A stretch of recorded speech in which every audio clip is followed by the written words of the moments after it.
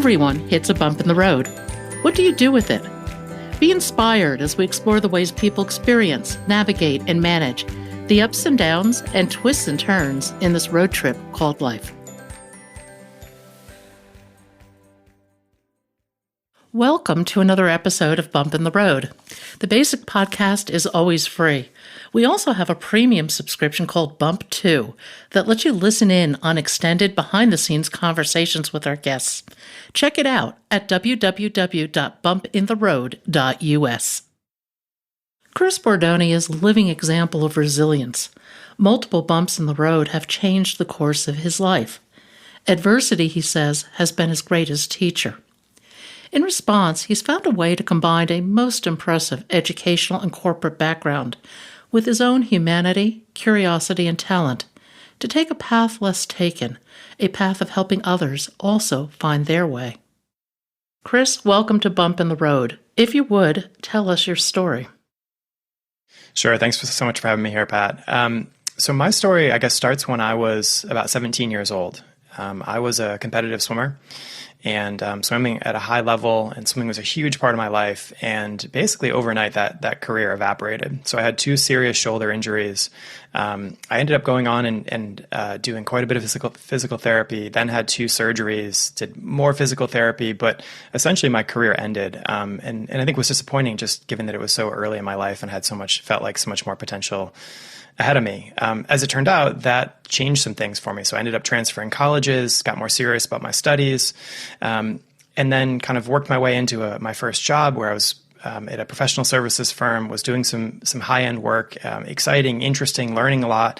And then again, things changed overnight. I had a serious back injury and could barely sit or stand, ended up spending several months going through rehab, and then ultimately got to a place where I couldn't do the job anymore. And so I was forced to leave. And so went back to graduate school, got healthy or healthy-ish, went back, got a job at an even more prestigious firm, was doing fantastic work, then had the same back injury recur, had to leave, which then pushed me into the social sector, allowed me to explore some different interests. And then, fast forward, doing really fascinating work, had started my own company, been running a business for at this point, had just started, got my first client, and then found out that I had cancer. And I'm happy to talk more about that, but had late stage cancer at age 30 and went through a pretty grueling process of just trying to get healthy. And so that's a lot of, I guess, preamble or a lot of exposition just to say that my story is that I've had 15 or so years of going through some of these setbacks or challenges that closed some doors in my life, but also at the same time opened up some other doors and allowed me to learn quite a bit about myself, allowed me to learn a lot about resilience and personal reinvention and growth more generally. And so as I've gone through those different chapters, they've been challenging, but I've taken a lot from them, and I think it's really shaped the work that I'm in a position or am able to do today. Talk a little bit about what you're doing professionally now. Yeah, so I do a couple of different things. So I'm a teacher. I teach at American University's business school. I have a coaching practice where I work with people who are looking to transform a part of their life. I also do workshops and trainings. And then I have my own podcast called 100 Inspiring Voices. It was similar to this in some ways in that I speak with people who've just been through amazing amounts of adversity and use that as a fuel for them to change their life for the better. And so I'm after spending 12 or so years working as a strategy consultant, made a pretty big shift and am now in a position where it's really about helping other people to live better lives and navigate their own challenges. It's so interesting. We go to school, we learn about how to guide corporations, multi-billion-dollar corporations, strategically through growth, acquisitions, divestitures, you name it. Yet we don't really have the same game plan for our lives. I think that's exactly right. One of the things that's been funny is that in some ways the work that I do now feels really different from what I was doing before. In other ways, when I look back at it, there's a lot of commonality. So before, my work was focused on helping organizations grow, helping them go through transformations, helping them recover from setbacks that they experienced. And we call those different things in an organizational context. and I think we think about them differently. But the reality is there's so many parallels to what I've gone through, and I think what most people go through at some point in their life. Now, I wish that we spent the same amount of time learning some of those skills and learning best practices, and just didn't have some of the same stigmas and challenges around talking about these things. But I think, in fact, there are some parallels that we can draw from the corporate world. And I know for my work, it's been helpful to be able to draw on some of that as I'm dealing with things in my own life, and then certainly trying to help others. Yeah, I'm just kind of stunned at some of the stigmas that are attached to different things. I mean, people think we're supposed to live in this Instagram glossy, perfect world, but the reality is very different. I think that's right. And I think the biggest stigma is around failure. And so what I saw when I was working in consulting was, we would deliver a project for a client. They'd pay us a lot of money to do it. Parts of it would go well, parts of it wouldn't. And no one would ever want to sit around at the end and say, hey, like, what could we have done better? Right. And that seems like the most basic of things to do. And there's certainly organizations that do this well. So the Army, the US Army does this well with their after action reports. There's a culture of learning from what happened in a particular mission. But I think in most of the corporate world, we avoid those things. It's painful. It's taboo. It's all downside. There's a whole host of reasons why it's, I think, perfectly rational for people to avoid those topics. But I think it comes at the expense of growth. It comes at the expense of getting better. And so, I think that some of that is starting to shift. I think that's one of the upsides of the entrepreneur culture is that people are talking more about failure. I think there's definitely some good in that. But really, when I think about most of the organizations that I've worked with or most of the contexts that I've worked in, there's a lot of room for improvement when it comes to just being honest about stuff that happens in life and not blaming that on people, but saying, hey, it's part of life. Would you learn from it? How could I help? How did that make us better? How do we use that in a way that's constructive as opposed to just avoiding it? Yeah, you have a great post where you talk about your failure resume. And I think that's such a wonderful idea. Of your failure resume, what do you think were some of the most profound outcomes? Yeah, I was talking about this the other day where one of the things that was most painful for me to hear was I had a boss, the CEO of a company I was working at. It was a small consulting firm who I was asking him for feedback and asking what would it take to get promoted to the most senior level in the organization. And he said, essentially, you'll get promoted when you have better judgment. And that was a really stinging, sort of damning thing for me to hear at the time. And I was quite frustrated about it. And I think we could argue about whether that was good feedback or fair or not. It doesn't really matter. I think for me, hearing that was eye-opening. It helped me to understand that, maybe this isn't the right context for me. Maybe this is not a place where I can stretch to my full potential. Maybe what I'm good at isn't valued here in the same way. Or maybe I just need to change the scenery. And so I think that comment or that feedback in combination with a couple other things allowed me to start to see, I'm someone who really should be on my own. I'm someone who loves the autonomy. I love to be able to follow my curiosity. And so it wasn't long after that I went and started my own company and have now been out on my own for, 5.5 going on 6 years. Do you think adversity forces you to start really looking hard at both your strengths and weaknesses? I think it provides a nice opportunity to do that. I don't think it always forces people to do it. I think sometimes we'd like to believe that's true or wish that was true. I think there's plenty of times when I go through things that are difficult or other people do where, you maybe could have taken a harder look, but for whatever reason, you don't have the desire to do it. But when I think about my experiences and the ones where I've taken a lot from it, I do think that what was so valuable is I had the opportunity to sit and to think about things like my values, how I wanted to live my life, what choices I was making. And especially some of the later things that happened with having a back injury and being laid up or going through things like chemo, I, in many cases, was fortunate, I think, to have the space to really sit and think. And it wasn't fun to do it because I was not in a great place physically and mentally, and that was really challenging. But I think it was a luxury in that I could, ask myself some of these questions about what are you going to do with your life, right? What are you doing with your life? What does success look like? What kind of person do you want to be?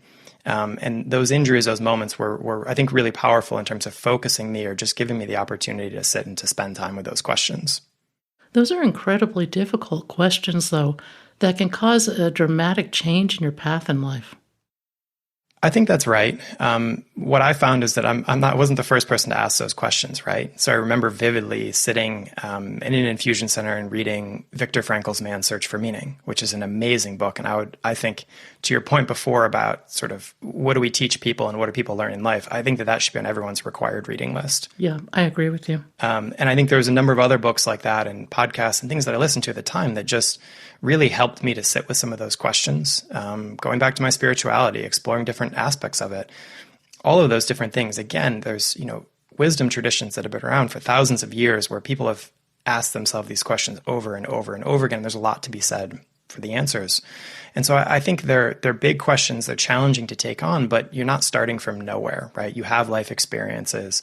There's many others that you can turn to. And I think for me, a lot of the journey has been exposing myself to different things and then seeing what feels right, what resonates with me. And sometimes things don't feel great. And sometimes it takes a little while to adjust. And sometimes you grow out of things. And I think that's all part of the growing. And I think I'm lucky to have had a lot of experiences that gave me an opportunity to do that work and to sit with some of these things. And I think that the cumulative impact has been a lot of change for me.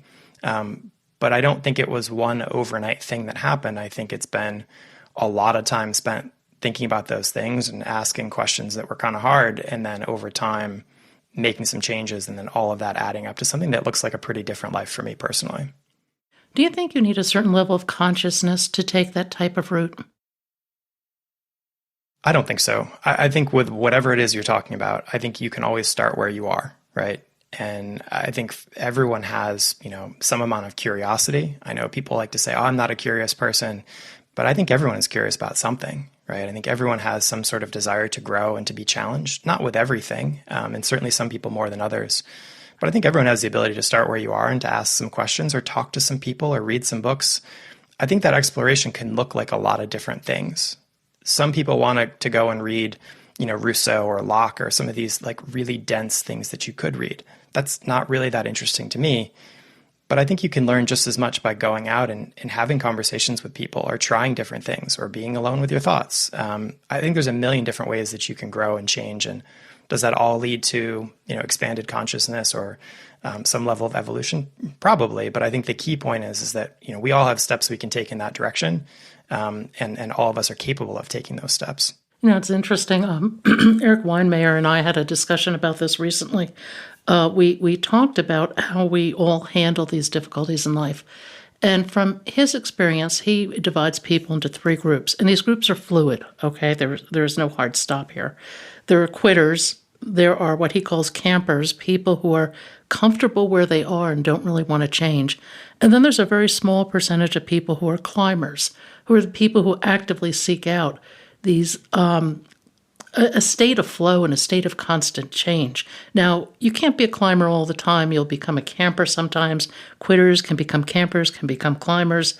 But I thought that his point was well taken, that I think from my observations, I'm just fascinated by what does it take to move somebody from being a camper to a climber? Yeah, I think the first part of that is that it seems to me like these are dynamic labels, right? So, right, in one moment in my life, maybe I want to camp and I want to stay where I am. And in other moments, I want to do that climbing. And I think that that's normal that people would move through it. I think one of the questions I get a lot is, do I need to go through something like if I haven't had adversity like you or one of your guests or someone has had, can I still learn the values? Can I still get the benefits out of an experience, or not having had the experience, but can I get all the upside? And I think the answer is absolutely. I think for people who are willing to do the work, who are willing to explore, who are willing to try things, I think all the benefits that I took in my life, and I guess I haven't enumerated these, but to me, it's things like being more patient, being kinder, being less judgmental, being more grounded, having a deeper sense of faith. Like those are the things that I notice as being really different in my life.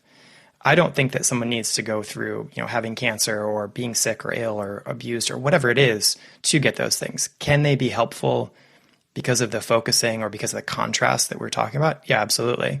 Can they help speed things up? Yeah, I certainly think that I wouldn't have become those things as quickly as young, if not for the experiences that I had. But I'd like to believe that I still could have gotten there with some more life experience.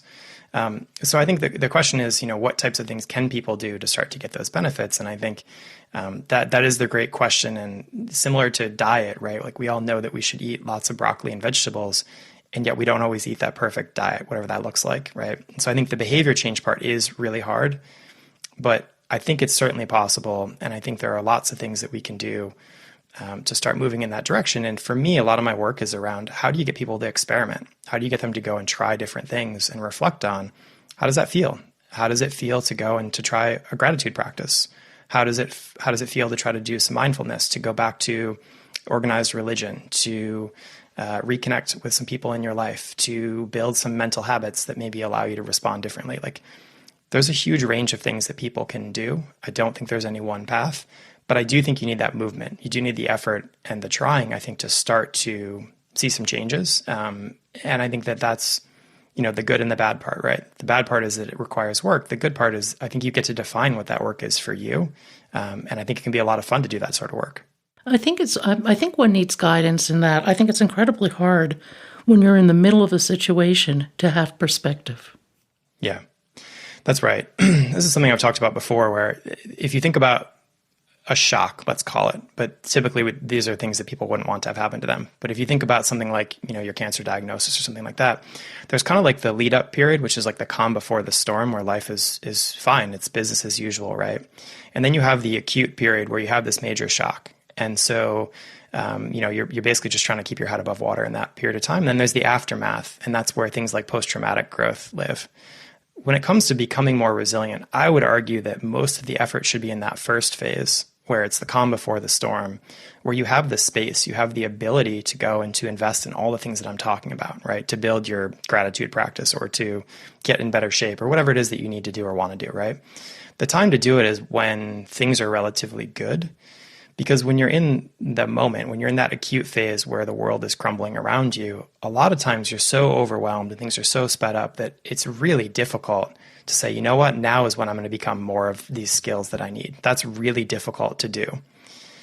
The aftermath, I think, like we mentioned before, is something that people chronically underinvest in. We don't spend enough time thinking about, what did I learn from that? How did that change me? How might I reframe that situation to see the good in it? We don't talk, I think, enough about those things.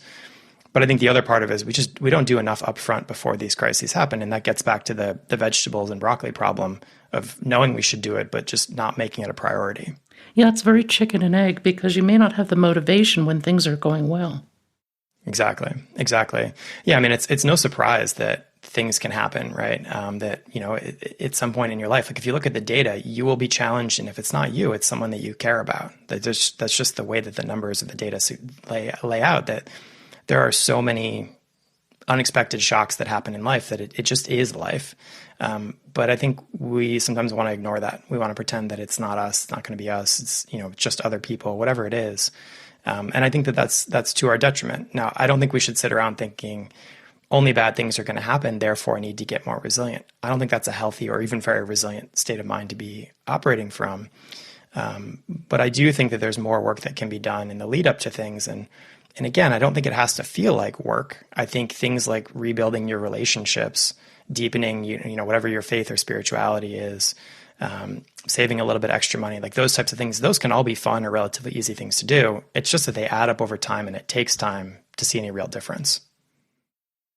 Yeah, it's interesting when you look at bumps in the road. COVID has certainly been one for everybody. And yet it has opened amazing opportunities if you choose to view it that way. I think that's right. And this is something that's a little tricky, I would say. So you and I have both talked to a lot of people who've been through adversity, and I think many of them, if not the majority of them, would say, here's some amazing things that came out of it. I think the trick or the challenge is that, I don't want to set the expectation for people that when you face adversity, it's your responsibility, it's your duty to find the good in it, right? That puts more pressure on people when they're going through something or have gone through something that was challenging by definition. So I think there is a little bit of a balance there, and it makes me think of COVID, where it's been incredibly difficult for people in different ways. But it sure seems like, in general, if we all step back, there's some good that I think we could probably all point to. How much of that is durable? How much of that, will last? How much of that is causing people to change their behaviors? I think that's a different question. But I think clearly, in the people that I've talked to, when it comes to a sense of appreciation for their relationships, their friends, being closer with, their families, especially if they're parents, young parents, that sort of stuff, getting clear about what they want out of work, their life, et cetera, being in nature. I think there's so many things that are positive that people can point to. But, again, I think it's a question of how durable will it be? And I think it's also about saying that it's okay if you don't feel that way all the time. I don't think any of us do. And I think it's also okay if you're not quite there, or maybe it takes a long time to get there, and just saying, hey, you know what, here was some cool stuff that happened in the midst of something that was unquestionably really challenging for people. And maybe something cool doesn't happen and you're just dealing with a lot of adversity as a result of all this. And it takes time to pull yourself out of it. Exactly. And I think that's okay, right? I think you and I would agree on that people process things in a different way at different speeds. And it's not my job to make sense of something for someone else. And it's not my job to tell them, hey, you must make sense out of this. I think it's sometimes there's an opportunity to learn from things that happen, including difficult things. And, I hope that sometimes people take advantage of that opportunity. And I think if we do that, sometimes good things come out of it. But the bar is not perfection. It's not all the time. It's not clear understanding of everything that happens. I think it's just, can we be slightly more thoughtful, a little bit more aware of maybe some good things? Can we shift that narrative a little bit? And I think that, again, can be powerful when you start to do it over time.